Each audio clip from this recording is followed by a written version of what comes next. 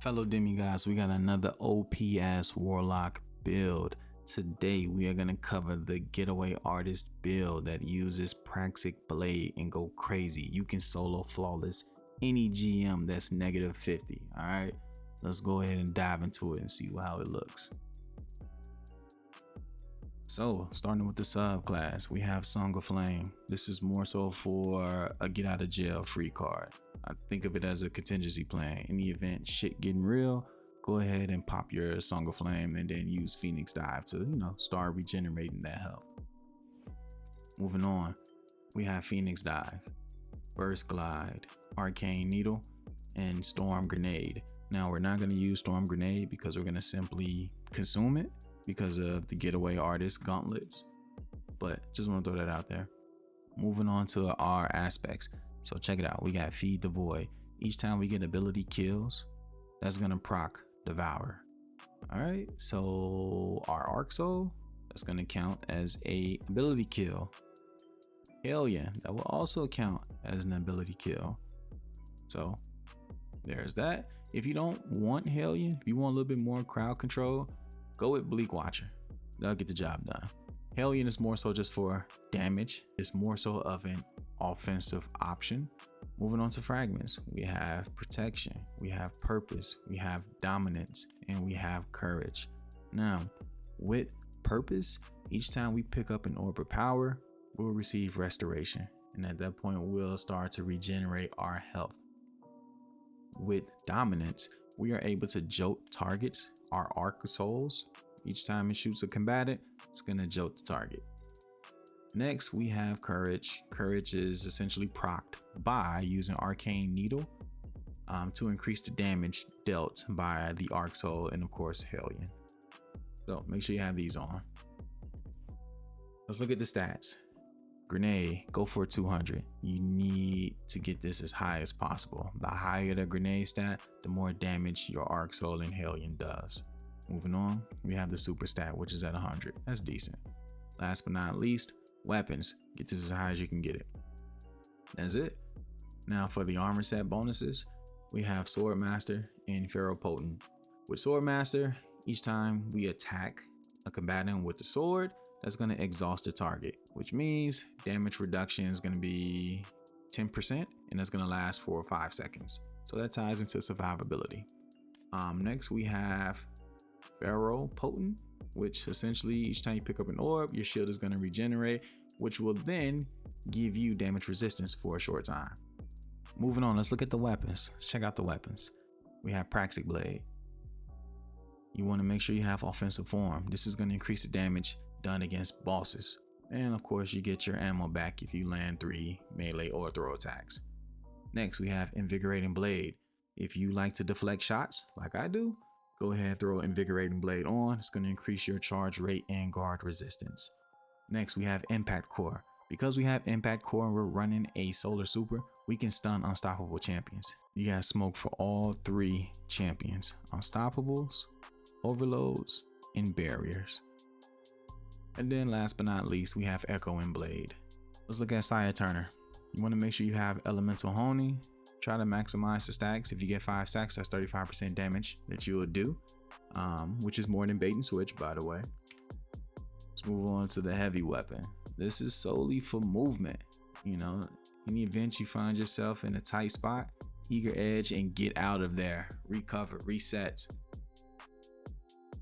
All right, let's take a look at the mods. See what we're looking like. On the helmet, we have Kinetic Siphon. Obviously, we're going to be going crazy with the Praxic Blade. We're going to be generating orbs off of rapid kills. Next, we have Ashes to Assets. We gain bonus super energy off of the grenade kills. So our Hellion and Arc Soul, they'll tie into that. And then moving on, the gauntlets. We have Firepower ×3. Now having 3 equipped, that's going to result in a 1 second cooldown in between generating orbs. You also get 1.25% super energy back. You know what I'm saying? So make sure you got 3 stacks on. Next, let's move on to the chest piece. We got Concussive, Solar, and Arc. Now this is going to be situational. It's going to depend on whatever activity you're working on. So make sure you look at the modifiers and go in there prepared, make the adjustments that you need. Moving on, legs. We got insulation. Insulation is going to provide, I believe, if I'm not mistaken, 4% return in class energy each time we pick up an orb of power. Let's move on to kinetic weapon surge. This is a 10% damage increase for the Praxic blade. And then last but not least, absolution. Each time we pick up an orb of power, that's 5% energy we get back for grenade, melee, and class ability. Let's move on to the class item. We have powerful attraction. So as we're using Phoenix Dive, they'll collect all the orbs that's within 12.5 meters. Moving on, time dilation. Armor charges, now they decay at 15 seconds. And then distribution reduces all ability cooldowns when using your class ability near targets. Now, in case you're wondering, oh, Demi, you don't have better already or recuperation on your legs. You don't need it, my boy, because you have a solar super equipped. And guess what? You're running Facet of Purpose. Each time you pick up an orb, you'll receive restoration. So there you go. There's your survivability. But yeah. All right, so let's take a look at the season artifact. Dielectric. Defeating arc debuff targets grants bolt charge. So because we have Dominus equipped, that's gonna jolt other targets. Now, rapidly defeating the arc debuff targets, that's gonna spawn an orb of power and heal a small portion of our health. So this is gonna tie into survivability. Moving on, we have Singularity Blade. So while we have Void Elemental buff, which is gonna be Devour, thanks to Feed the Void, sword hits are gonna weaken the targets. And then sword final blows is gonna create a weakening burst. In addition to that, we're gonna also create tracking projectiles that'll weaken other targets. And then that will tie into Power from Pain. Rapid final blows against weakened combatants grants you Devour. So this mod is gonna grant Devour, and Feed the Void aspect will grant Devour. All right, so Sword Storm combo. You wanna be sure you perform 3 light attacks followed by a heavy attack. This will summon Penumbral Blades.